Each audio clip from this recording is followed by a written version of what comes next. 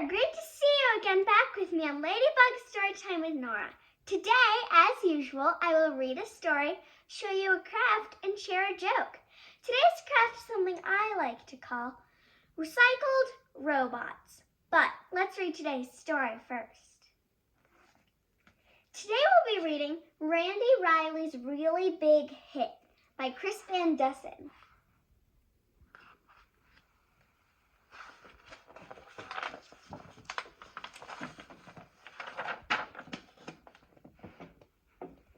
Randy Riley stood at bat. He gazed out at the mound. His knees began to tremble and his heart began to pound.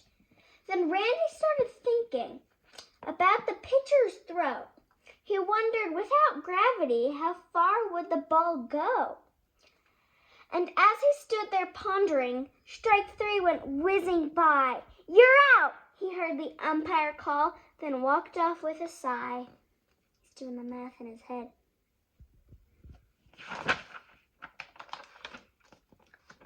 See, Riley was a genius. He just couldn't hit the ball.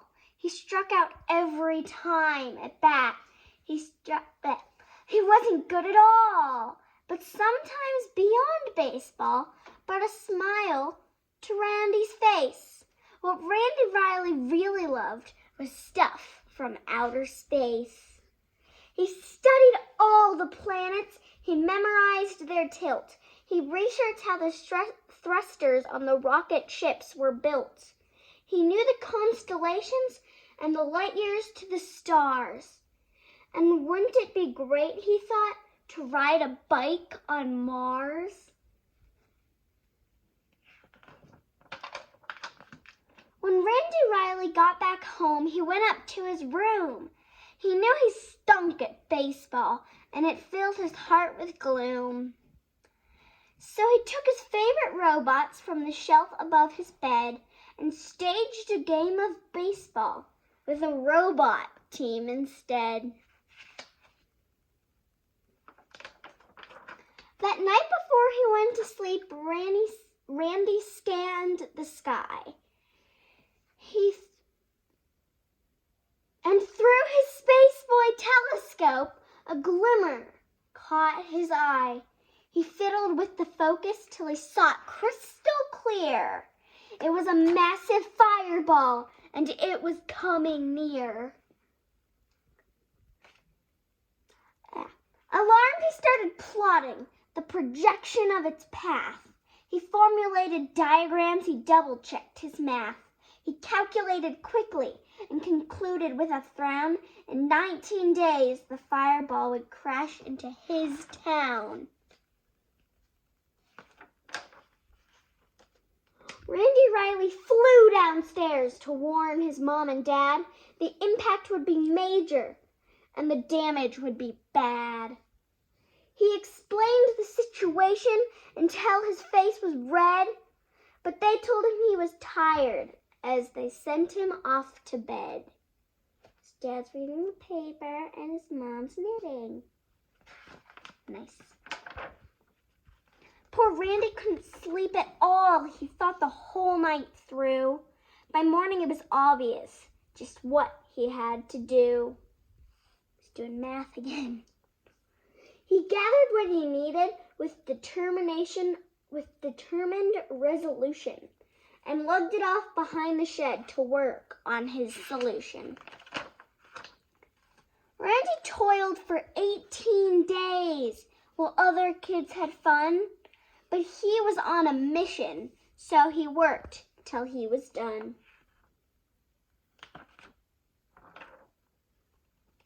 At breakfast on the 19th day, the news announcer said, "This is a special bulletin. Emergency! Code red!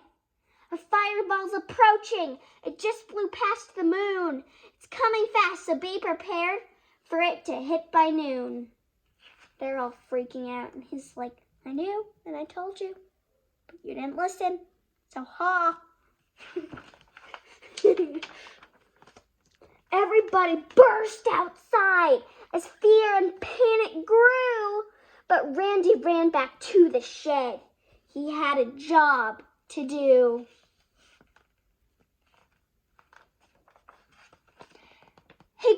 the tarp and gave it a tug. It slid off to reveal the mighty mammoth robot man he'd welded out of steel.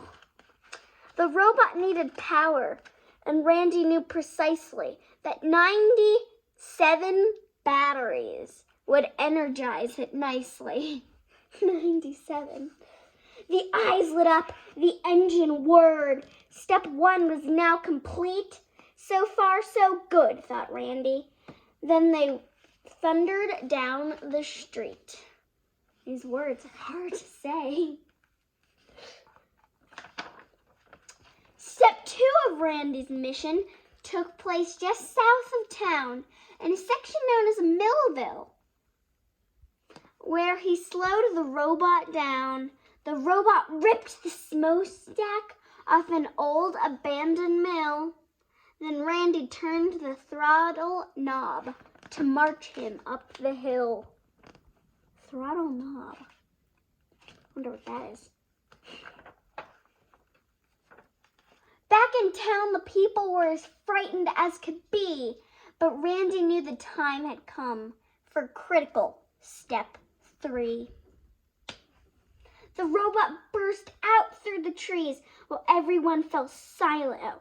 Stepped up and took a stance while everyone felt silent, as if frozen in a trance. Randy's eye was on the ball. No room for error now.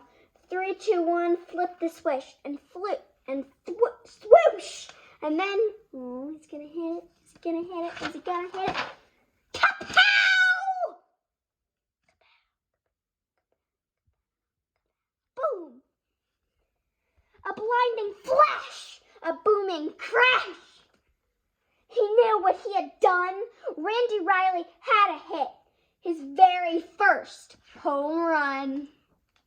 Kapow! I had to do that again. Just one more. Kapow. The fireball sailed out of sight. A rousing cheer began. Hooray for Randy Riley and his giant metal man!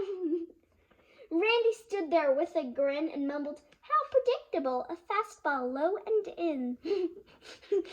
You never actually realize how big it is until Randy's standing right next to him. Yay, hooray, we're free, go Randy. When things returned to normal after Randy saved the day, he went back to the baseball field to join his friends at play. And though he swings in earnest, he rarely hits the ball, but that's okay because Randy had the biggest hit of all. That book was hard to say. Oh, I just realized it's one of those books that's like a full picture on the front and back. That was an amazing story. Now for today's craft, recycled robots. Here are some of our finished ones. This guy, like I made, kind of likes to sit on a ledge.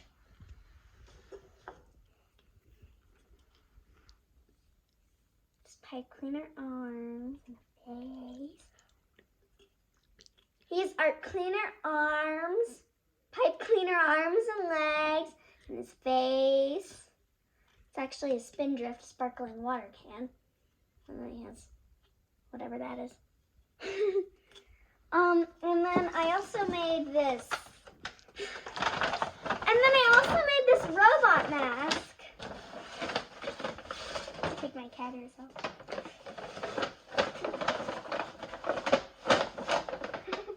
It kind of looks a little odd, but the thought that counts.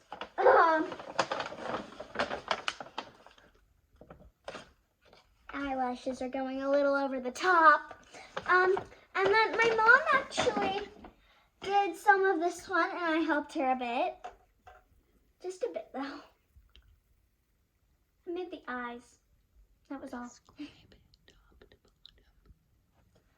There's the head with the... We added hair out of a bag. And then she gave him this triangle ears. And then I cut out the eyes. And she actually used this out of an egg carton for the nose. Kind of reminds me of like a snowman carrot. She drew on the smile and she cut out this big bow tie. She took this lemonade container and she folded the paper so it would come out like this for arms. And then she colored buttons on this rectangle. And then she glued on these 2 cups. So yeah.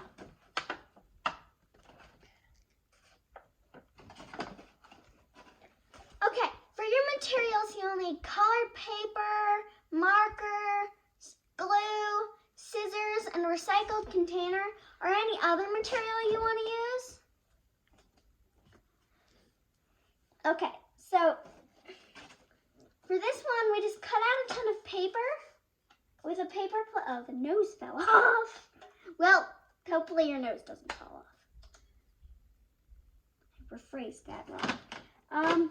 Here it is. Yeah, and we just kind of glued or taped a ton of stuff on. We glued these cups on for legs. For this one, they're falling apart. I shortened part cleaners and put them on, glued them for arms. And then I did the same thing for legs. And then I cut out this square and cut off the corners. And then I cut out all these facial shapes that I wanted my robot to have. And then I added little eyes. And then for the mask, it was really hard. I actually started with the eyes, and I took this big turquoise sheet of paper, and I put it over my face, and I took a pencil, and I traced where my eyes were, and then I cut it out. And I put this big beige sheet of paper on. I actually stapled it to the top layer so it didn't actually end up touching my skin.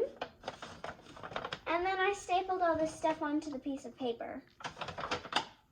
Like I put these on like she's blushing, and I made these fringy eyelashes.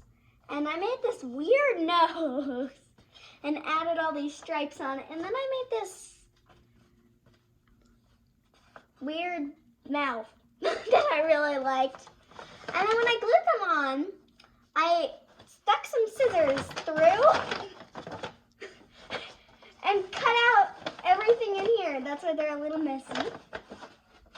But yeah, and then